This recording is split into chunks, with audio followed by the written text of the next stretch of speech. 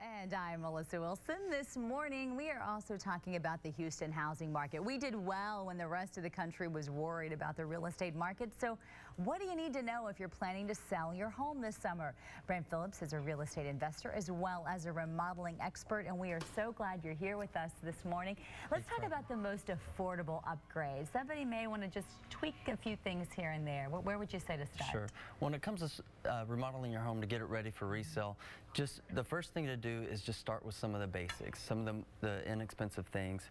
And a couple of things that you can do, which is very, very simple, you can do it yourself on the weekend, is look at your hardware, your doorknobs. If you've got outdated, cheap looking, maybe gold or bronze doorknobs, you can upgrade those to a brushed nickel throughout, maybe some light fixtures. Another, if you've got children like me, I've got markers and things like that you get on the walls. Oh, yeah. Just a simple replacing plugs and switch covers is something that you can do over the weekend. You start with the basics, then you can start to move up from there. And I would think also a good coat of paint, like you said. It's just amazing if you really take a look at your walls at how bad they really look. Yeah, absolutely. Paint is one of the simplest things that you can do. Whenever picking paint colors, if you personally like a dark color, I always encourage people to stick somewhere to the middle, to the lower end of the color spectrum. Go with the lighter neutral colors. It's going to open up things a lot more and appeal to the most amount of buyers. You also have some samples here, so we're going to talk countertops? Yeah, we are. You know, one of the misconceptions when people are getting ready home for sale, and if you need to upgrade, although before you get to that point, one of the strongest recommendations I can give to someone is to meet with a local realtor who knows your particular neighborhood or market, because you may not have to do some of these upgrades. For example, if you're in the $100,000 neighborhood, a nice Formica might suffice. But if you're looking to granite, there's some very cheap options, inexpensive. This particular granite can be installed for about $20 to $23 a square foot, which is very inexpensive for granite. However, you're going to get a very good return on your investment. And what's the best way to find someone to do it that affordable? Well, I always recommend when you're working with contractors, you always want a good recommendation. So the Better Business Bureau is one good source. There's a website called Check-A-Pro and other just good word of mouth from your neighbors and friends. And also realtors are really good contacts.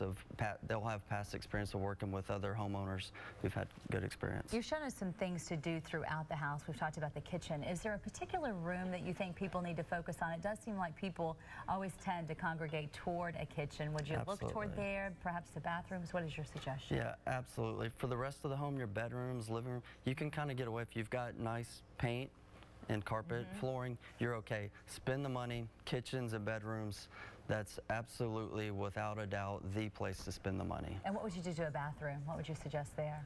Well, like the faucets, perhaps? Yeah, absolutely. Making sure your faucets are updated, the matching color scheme throughout, like a brushed nickel or oil rub bronze. You can also do a nice tub surround. If you have a little extra money to spend, go with a walk-in shower, granite countertops, undermount sinks. It's basic stuff, but yeah, that is the greatest place to spend the money. How would you suggest somebody be very careful with their dollar? They're saying, you know what, I'm selling this house, I don't want to put a lot of money into it, but at the same time you need to sell the house. So how do they balance that out? Well, you start with the basics and work your way up, but prior to doing that, like I mentioned earlier, one of the most cost-saving measures you can do is meet with that realtor or that expert who knows your neighborhood, because you may not have to spend the money that you think you do in order to sell your home. Look at your competition, the other homes that are for sale on the market.